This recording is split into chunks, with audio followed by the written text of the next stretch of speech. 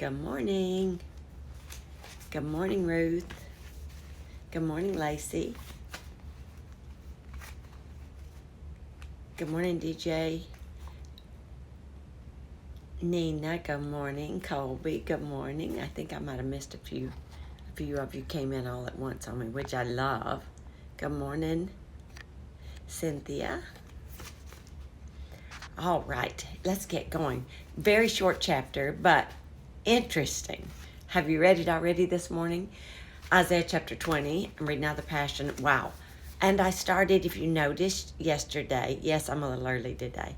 Have a lot to do, so getting ready for tomorrow, live on our YouTube channel, 10 a.m., feeling this real strong urgency to release and re-release this new sound with the bridge singing and all. It just gave me more motivation to want to release this sound again and at another level even, I believe. So let's be prepared tomorrow, 10 a.m. live YouTube. And I'm also moving over the videos from this week. I moved them over to YouTube if you want to study them over and over and over and even share them. I would love that if you would do that, please.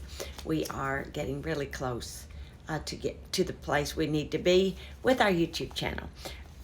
Very, very short, 6 verses in chapter 20. So I wanted to share it with you this morning. And I have, it's just interesting. The very first thing that hit me, I'll share it with you. A prophecy concerning Egypt and Cush, or Egypt and Ethiopia. In the year that the Assyrian king Sargon sent his supreme commander to attack Ashdod, he came and captured it. At that time, the Lord Yahweh said to Isaiah, this is what I really want to focus on today, the son of Amos, take off your clothes and sandals. Isaiah did as he was told and walked about naked and barefoot. Then the Lord Yahweh said, just as my servant Isaiah has walked naked and barefoot for 3 years. Wow. Sometimes God tells something, we read about it, but we don't realize the time frame. It's so easy to look at the few chapters of the book of Esther and miss the whole timeline.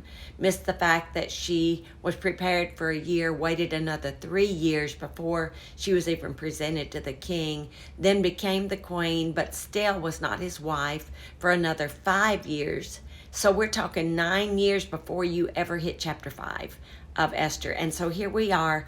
We have these 6 little verses, but it covers from 7:14 to 7:11 because he simply obeyed God. And how many of us hear God but don't obey him? I'm talking when he says something that doesn't line up with our theology, or doesn't line up with what we want to do, or doesn't line up with what we think will be acceptable. How many times, good morning, how many times do we not do what God tells us to do because we talk ourselves out of it using logic and reason, and that wouldn't be acceptable. God wouldn't ask me to do something that's not acceptable to people.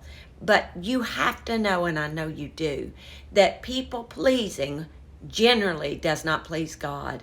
And pleasing God generally does not please people.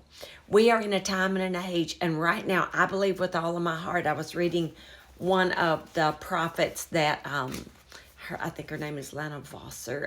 I've been listening. She sends me, as she does so many millions of people, her prophecies every day. But she said something that really struck me about all of you. And that was that you're trying to release your sound, that God has called you to mobilize those you're responsible for. And those you're responsible for, if you don't release your sound, then are we held accountable? I believe we are. Because you're given X amount of people, 5, 2, 52, 52,000, whatever the number is. You're given a certain amount of people that you're responsible for. When you obey God, those people have heard from heaven. In this case, Isaiah, now we call him the prophet to Israel, but he's prophesying to Ethiopia. He's prophesying to Egypt, not just prophesying to them. He's being a sign and a wonder for them. His obedience is a sign to them of what God is about to do. In this case, when we read about the Egyptians, we're talking about worldly people. That's the reference, that they're called worldly people. We learned that yesterday. But when you get down to Sargon, means sun prince. He was the father of Sennacherib, if you remember the wickedness of that. And then Ashdod means stronghold or fortress, an oppressor. And remember, Ashdod is where the Philistines first captured the Ark of the Covenant, and they took it to Ashdod, and that's where they put up their god Dagon in front of him, and God just kept knocking him over, and finally broke his hands off. And then that's where the tumors broke out, and the rats broke out, and the plagues broke out, because they weren't in a position of righteousness so that they could house the presence of God. You see, the presence of God is the presence of God. And when you're not in a position to be able to house him, if you're not righteous, remember yesterday we talked about taking a vow of righteousness? If you're not in a position to house the presence of God, it'll be worse than better. So we need to make sure we're walking with God under the beauty of relationship, not under the severity of law, because the severity of law will put us in a place like Ashdod, that where the presence of God will cause bad things to happen instead of good things. But if we're walking in righteousness and we've taken a pledge of righteousness, then the presence of God brings that purifying fire and puts us in position. Now let's talk about this. He said, now he had on sackcloth, and that's fabric for mourning, but the priests and the prophets generally wore it because it was rough and uncomfortable, and they purposefully made themselves in a position of rough and uncomfortable because to obey God they needed to keep their flesh under. How many of us don't do that? If you want to be in a place where you can obey God, that's why fasting is so important. It's not that a lack of food helps you be more spiritual. It's that you're bringing your flesh under. So that's why I am always on a fast of some sort. I'm leaving off this for now, or I'm leaving off that, or I'm fasting whatever it is God has spoken to my heart, or I feel it's okay, this is what he would let me do and want me to do. But we are such a people of comfort and convenience that we have no clue how to be the kind of prophet that hears from heaven, and when he says take off your sandals and your shoes, take off your outer garments and walk around uncovered. Now there's a big dispute, and I'm sure if you've read this morning, you've read all the different commentaries. Some say he stripped down to his loincloth. Others said he stripped down to his inner tunic. Who knows? It was a place of uncomfortableness, but what I don't believe happened, I don't believe God brought him to a place of shame. When the buttocks would have been uncovered, that would have caused shame, and God was not shaming him. He was using him as a sign. An uncovered buttocks is going to be what would happen. Then eventually it says here, they will be stripped and barefoot, just as my servant Isaiah has walked naked and barefoot for 3 years as a prophetic sign and wonder, as a warning of what is coming to Egypt and Ethiopia. So will the king of Syria lead away the captives of Egypt and Ethiopia, both young and old. They will be stripped and barefoot with buttocks bared. But that doesn't say that God allowed or asked Isaiah to bare his buttocks. It's this will happen to them. So different commentaries will tell you different things, but in this particular case we find that it's unknown how far he stripped down, but he was stripped of his sackcloth for sure, and he was brought to a place where everybody knew that he was doing something. It wasn't just like, oh, there he goes. It was like, what's he doing? Why does he not have on his outer tunic? Why does he not have on his sandals? The ground is rocky. I mean, if you've ever been in a real desert or over to Israel in that area, it's rocky and uncomfortable, and the ground is hot, just like it is here in the desert. So we have to understand what he was asking him to do. So he walked around, and it was they will be stripped and barefoot with buttocks bared, to publicly humiliate Egypt. And those who put their hope in glorious Cush, okay, now here's what we're getting to. Here is the real key. And those who put their hope in glorious Cush, that would be Ethiopia, and mighty Egypt, will be shattered and totally ashamed. We cannot be putting our hope in the government or laws or being too focused. I'm not saying that we can't pay attention. I'm saying that it cannot be where you put hope in an election, or hope in a people, or hope in what's going on, or in what's not going on. None of that can be what you're dealing with. Good morning, Sarah. Good morning, Pastor Kathy. Good morning. I'm not sure who Honeal, Neil. Who is that? Let me know who you are. Good morning, Celinda. I'm so glad you're all joining me this morning.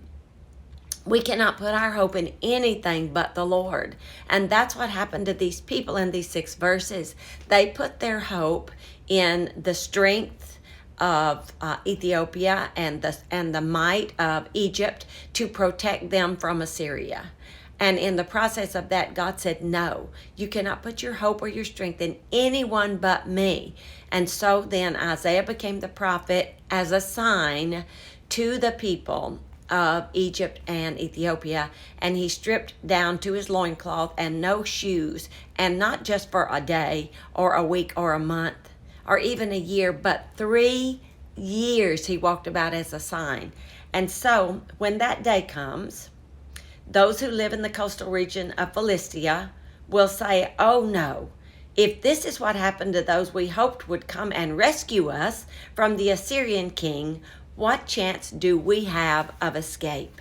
We have got to put our hope in God and know that our escape is from the Lord, our rescue is from the Lord, and our sound is from the Lord. We've got to get to a place where we recognize and understand that we are the sound that breaks the stronghold over our region, our state, our counties, our nation against the COVID-19, whatever it is that's attacking. We're the sound that backs it off, and we are that instrument that God can play. So when he puts his mouth on our instrument and he blows his breath through us, the sound that comes forth from us is the one that brings down the demonic stronghold.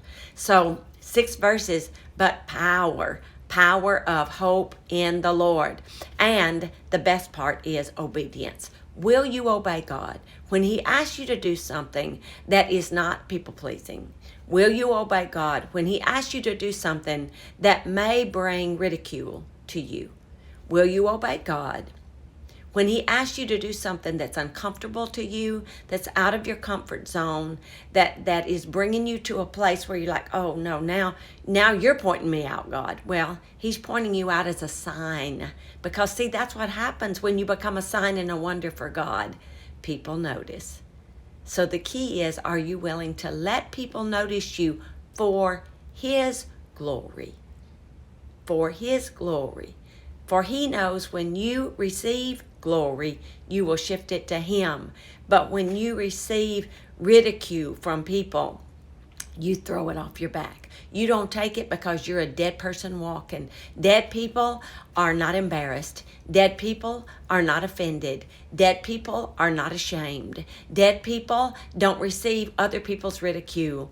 Dead people only obey by the Spirit of God. And today I'm asking you, if God asked you to do something any day, today, tomorrow, when we release our sound again, when we come and worship together, will you obey his voice? All Isaiah did was obey God's voice, and he stripped down to his loincloth and took off his shoes and walked around for 3 years. God is asking us, as we step into this new season, how much are you willing to obey me? Love you all. See you tomorrow. Live YouTube, June the 13th, 10 a.m. West Coast time. We're going to worship, we're going to bring the word, and we're going to release our sound again 14 days after Pentecost. 14 means salvation. And I believe that our sound can be salvation for the nation. I love you all. Thanks for joining me today.